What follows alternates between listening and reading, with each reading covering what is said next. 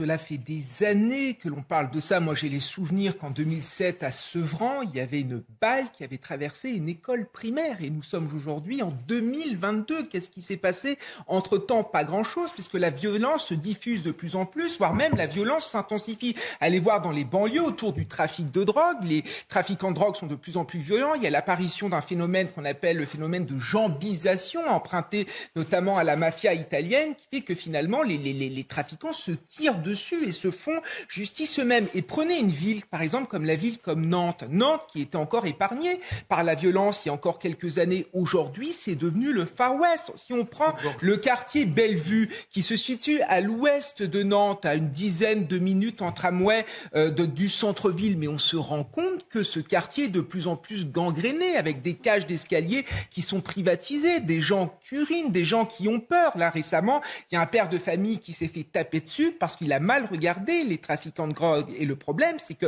ça ne reste plus, cette violence ne reste plus circonscrite au quartier. Ça, finalement, se diffuse au sein du centre-ville. Allez voir au niveau de la promenade à Nantes, autour du château des Ducs de Bretagne. Vous croisez des zombies, vous croisez en effet des gens, des trafiquants de drogue. C'est quelque chose qui n'est plus possible. Il faut peut-être avoir conscience de ça parce que le premier droit, c'est quand même le droit à la sécurité.